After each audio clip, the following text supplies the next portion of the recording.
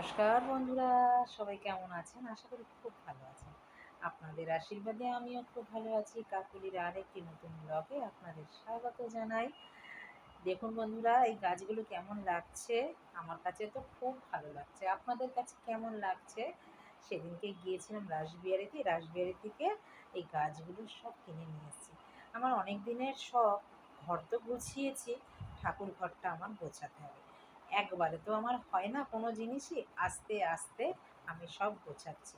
তো প্রথম এখন এই গাছ নিয়ে এসেছি। টবগুলো কেমন হয়েছে আমাকে কিন্তু জানাবেন। এই টবগুলো অনলাইন থেকে অর্ডার করেছিলাম। টবগুলো এসছে। তো গাছগুলো তো দিয়েছি, এবার গাছগুলো না বেশি জল দিতে লাগে না, স্প্রে করতে লাগে বলেছে।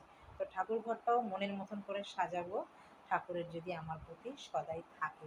চলুন ঠাকুর ঘরে জল দিয়ে, তো বাগানেও জল দিয়ে এবার রান্নাবান্না শুরু। রান্নাবান্না আজকে যেহেতু শুক্রবার, আমাদের নিরামিষি।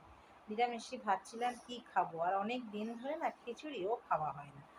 তো দোলের দিনকে না খিচুড়ি বানাইনি, যেহেতু গ্রহণ ছিল বলে তাড়াতাড়ি করে কোনো রকম কিছু একটা রান্না করে আমরা খেয়ে নিয়েছি। দুটোর আগেই একদম খাওয়া দাওয়া কমপ্লিট করতে হয়েছে, না হলে তো প্রত্যেক দোলেই আমরা গোবিন্দকে খিচুড়ি দিই, সেই খিচুড়ি ভোগই আমরা প্রসাদ পাই। তো সেইবার খিচুড়ি তো দেওয়া হলো না এবার, তার জন্য আজকে শুক্রবার যেহেতু আমরা খিচুড়ি রান্না করছি। খিচুড়ি, লাবড়া তরকারি, বেগুন ভাজা, আর তারপরে হচ্ছে আবার একটুখানি চাটনিও করব। এবার খিচুড়ির জন্য আমি মুগ ডাল ভেজে নিয়েছি। খিচুড়ি তো সবাই বানাতে জানেন, আমি কিন্তু আজকের খিচুড়িটা একটু অন্য ধরনের রান্না করার চেষ্টা করছি, একটু মশলাপাতি দিয়ে। যেহেতু আমরা না খুব একটা খিচুড়িতে মশলা খাই না, মানে আমার মাকেও দেখেছি খিচুড়ি এক সোমবারে সোমবার দিয়ে দিত, ঘি, গরম মশলা আর হচ্ছে নুন হলুদ দিয়ে একটু সেদ্ধ করে নিত, তারপরে ঢেলে দিত। কিন্তু আমি একটু না আজকে একটু অন্য টাইপের করব। একটু ভোগে যে দেয় না, দেখেছি অনেক কালীবাড়িতে বা রাস্তায় যে ভোগ খাই আমরা অনেক সময় দেখেছি, তার মধ্যে না টমেটো, আদা, জিরের গুঁড়ো, ধনের গুঁড়ো, টমেটো এগুলো দেয় দেখেছি। তো আজকে না সেইভাবেই খিচুড়িটা বানাবো। তো জানি না কেমন হবে, খেয়ে তারপরে বলতে পারবো কেমন হয়েছে।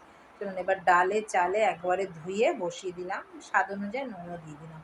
নুনটা দিয়ে দিলাম, এবার ফুটতে থাকুক, ততক্ষণে আমি এখানে মশলাটা বানিয়ে নিই। ভেন্ডিও আমি ভিজিয়ে রেখেছি, আর ভেন্ডিগুলো এখন কেটে নেবো। মশলা আমি বানিয়ে দেখলাম, আর এখানে আমার খিচুড়ি কিন্তু অর্ধেকটা ফুটেও গেছে। কড়াইতে গরম হওয়ার পর তেল দিলাম, তেল দেওয়ার পর একটু গোটা গরম মশলা দিলাম, তেজপাতা দিলাম, শুকনো লঙ্কা দিলাম, সাদা জিরে ফোড়নে দিলাম, মৌরি মেথি ফোড়নে দিলাম।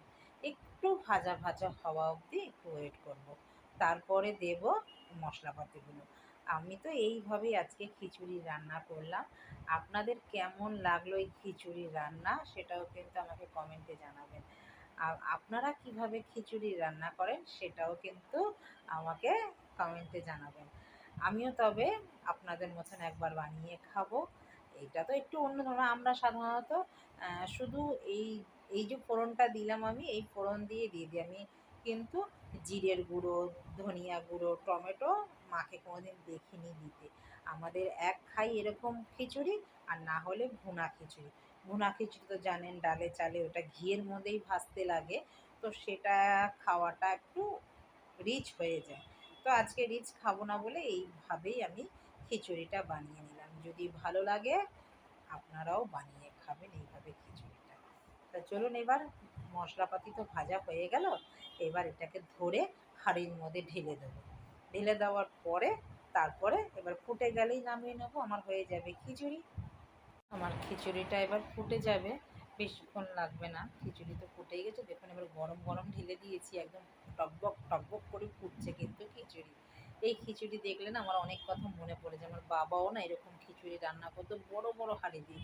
আমাদের পাড়ায় কালী পুজো হতো, আমার বাবা রান্না করতো এই কালী পুজোর দিনকে খিচুড়ি, বালক ভোজন হতো জানেন, এইভাবে খিচুড়ি রান্না হতো।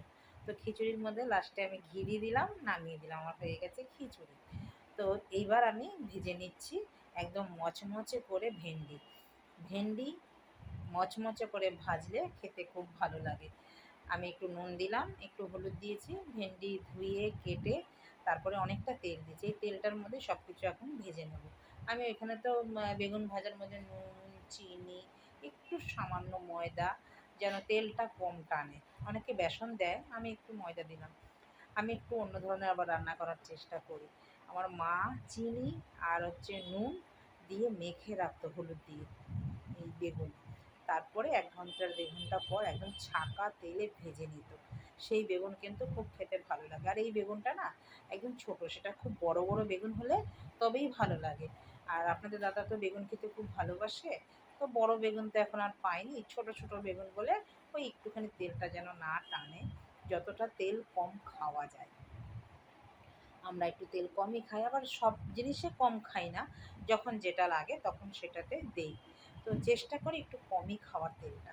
তো এখানে ভেজে নিচ্ছি একটু রাঙা আলু। রাঙা আলু খাওয়া তো খুবই ভালো। সচরাচর রাঙা আলু তো সবসময় খাওয়া হয় না। তো খিচুড়ির সাথে না রাঙা আলু ভাজাটা খেতে খুব ভাল লাগে। আর পটল ভাজাও আমি করে নিচ্ছি। ছোট, ছোট পটল, এখন তো নতুন পটল উঠছে। এখন পটলের সিজন সবে শুরু হলো। এই তো চলবে এবার পটল।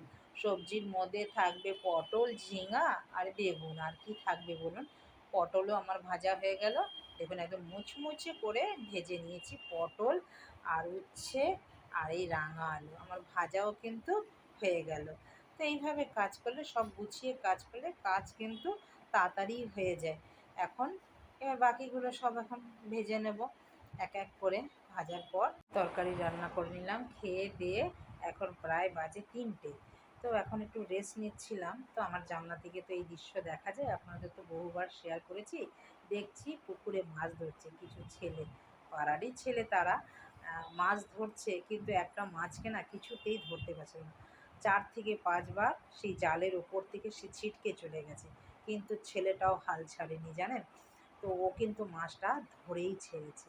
এটা থেকে আমি আবার নতুন একটা শিক্ষা পেলাম, চেষ্টা করলে নিশ্চিত আপনার হাতের মুঠে ভাগ্য থাকবে। তো চেষ্টা করে যান, ভাগ্য সদাই হবেই। তো ভিডিওটাও বন্ধুরা এখানে রাখছি। দেখা হচ্ছে আবার নতুন একটি ব্লগে নতুন কিছু নিয়ে। সবাই ভালো থাকবেন, সুস্থ থাকবেন। ভিডিওটা যদি কোথাও ভালো লেগে থাকে, লাইক কমেন্ট শেয়ার করে পাশে থাকার অনুরোধ রইল। দেখা হচ্ছে আবার নতুন একটি ব্লগে। নমস্কার, টাটা।